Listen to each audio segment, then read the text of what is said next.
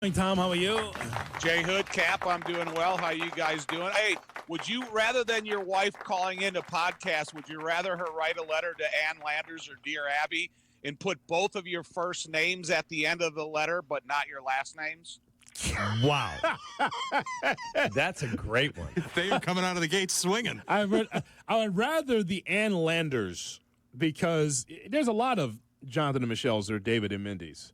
But people wouldn't know it's us, though. I'd rather for it to be there, me discovering that in the paper, than it for my whole life to be blown up on a podcast.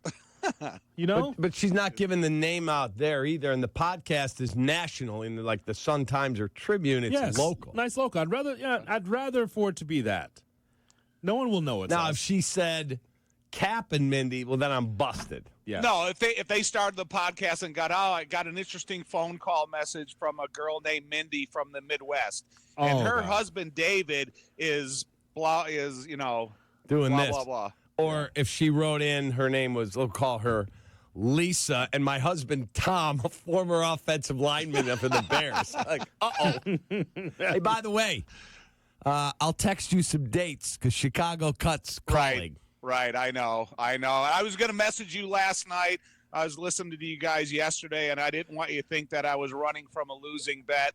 I'm good for it, believe me. We'll have fun. Okay, so now what happens to the Irish? You finally get up there, you're trying to win the national championship. Ohio State wins, so what's the guarantee you'll be back there in the next few years under Marcus Freeman? Well, I think NIL money kind of evens the playing field because you don't have like first, second, and third five-star guys waiting in the wings at Georgia to fill the graduation or the leaving to the NFL if they are an underclassman. And, looking at Marcus Freeman yesterday at the Senior Bowl practice, he spent a little bit of time with the guys that are broadcasting the practice, but he said, look, I got to get back onto the recruiting trail. So I don't think you ever have any down moments. So who can he appeal to on the recruiting trail? And then how efficiently can they spend NIL money to fill the voids they're going to have? So the Bears' offensive line job, which I think is a critical hire for Ben Johnson, they've started to fill out the staff, but they don't have an O-line coach after letting go of Chris Morgan. They have interviewed Justin Fry, the Ohio State offensive line coach, who's got a great rep. Tulane O-line coach Dan Rauscher, who spent 10 years as the Saints O-line coach in the last couple years before he left there as their run game coordinator.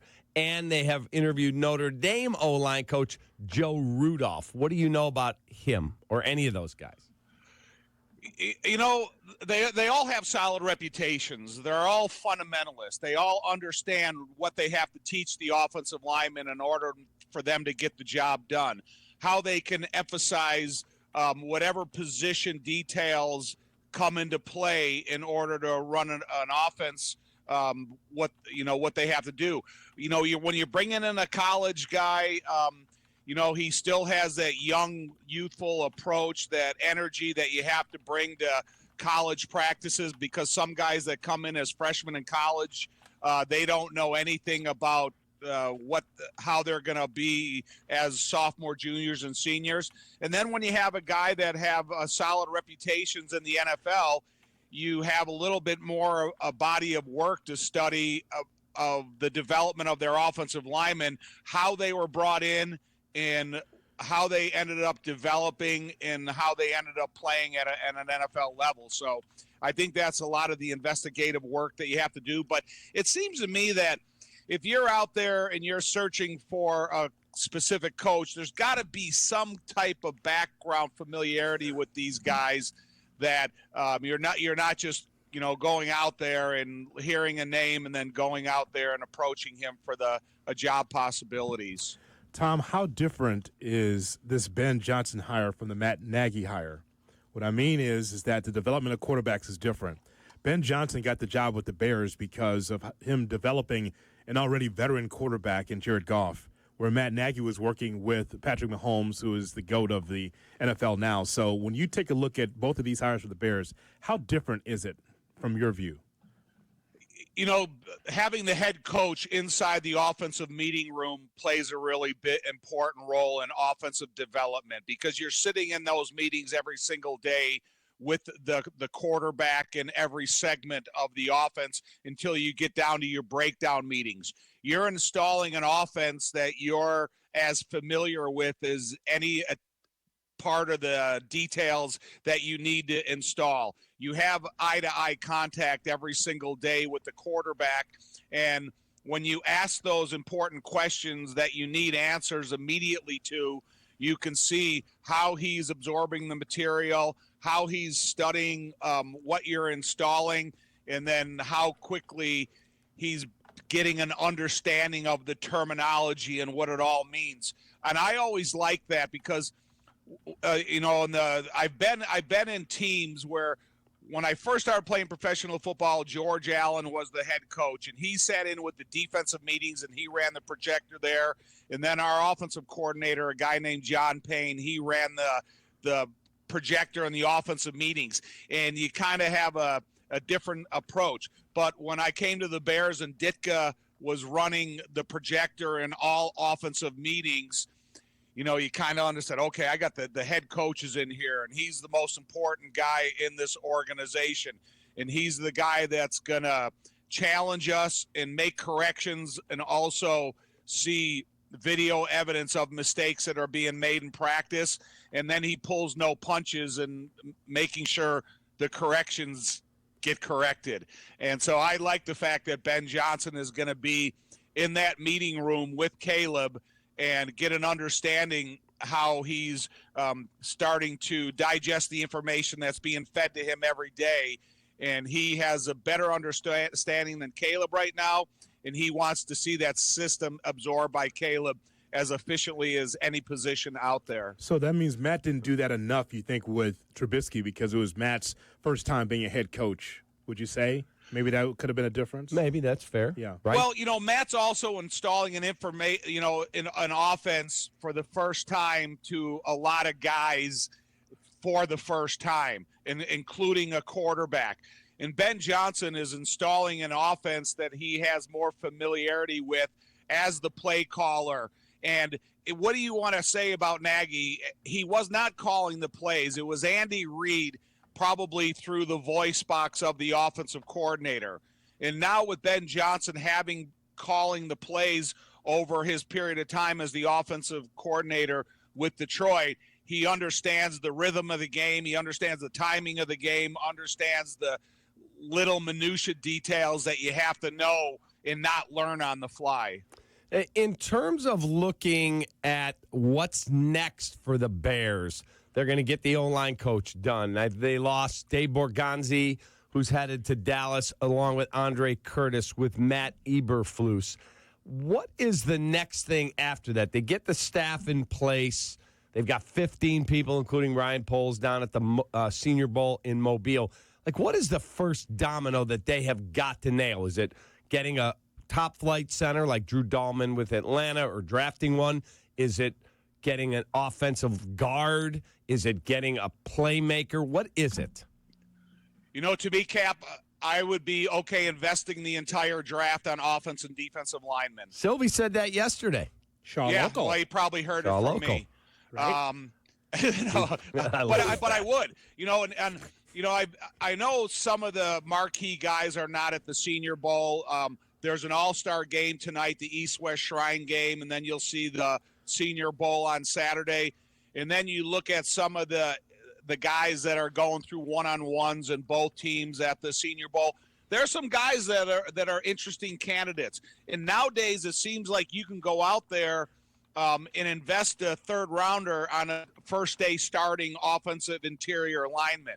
And so to me, I'm going to take the approach where my biggest need is, number one, is the offense and defensive line. If you're going to provide some assistance for the players that they already have in place, that's where I'm going to go to. And then, like I say it probably ad nauseum, I'm going to have a significant investment in this whole team, offense and defensive line foremost, living in the weight room, getting stronger, being, having that look of an offensive and defensive lineman that they need to have. So you're going to be like me and punch a wall if the Bears take the running back Genty with the number 10 pick. You got to take care of the lines first, Tom. If I see a running back there, this place is going to be on fire. I'm just telling you. Because you know the needs, like I know the needs, like Kap knows the needs. The line of scrimmage must be established on both sides. You got to be able to draft that. 100%. Jonathan, I agree with you 100%. There's already conversation about the biggest need for the Dallas Cowboys is that Genty, coming in here, and they're saying, is the whatever pick in the draft they have, is that too high to pick a running back? But when you go back in history and you look at, Jamar Gibbs and some of these other guys that have picked high in the draft over the last couple of years, Barkley, John Robinson in Atlanta, it's okay to take that position when you need it the most. And it's kind of funny you hear that stat that's been thrown around that Philadelphia had 7 touchdowns was it rushing touchdowns or touchdowns in the game this past weekend, and Dallas had 6 rushing touchdowns all year. So if that's the most important piece you need to put in place, they need some improvement on their offense and defensive line. But right now, if you can make that the most competitive position on the Bears immediately, you're gonna increase wins on this team immediately also. All right, let me ask you a question. Of the 5 starting offensive linemen, Darnell Wright's going nowhere. He'll start at right tackle. Of the other 4, how many of those do you think will be changed out for players in other organizations or in the draft? Is Braxton Jones going to probably still be the left tackle, and then they go get a center and 2 guards? How do you think this works out? The dark horse here is Karan Amagaji, and we may have talked about it a little bit earlier, maybe not, but, he's the type of guy that I got to understand what position fits him the best. He's got athleticism and arm length to play left tackle, but he's got kind of a template to play offensive guard. If I feel from what I've seen out of him in practice, from what I've seen out of him on the field and, answering questions and stuff, then I know exactly what he can offer me. And is he going to be inserted on the first day starting offensive line and be able to maintain that position and stay healthy week in and week out? Every other position, if you decide that Darnell Wright is the guy you're going to go to, if he's going to play right guard for you, because there's a chance that maybe if you get that right tackle, if he's going to play right tackle, if you find a guy that is a bona fide, legitimate, futuristic right tackle, can Darnell Wright play right guard? And so there is no defined piece in place right now for me. I need to bring in some significant competition, and if they're all rookies, then they're all rookies. I'll live with that, and I'll develop that. But, there's a couple pieces, Darnell and Karan, that can be moved around. Have a wonderful rest of your day. I'll text you some dates. We're going to Chow.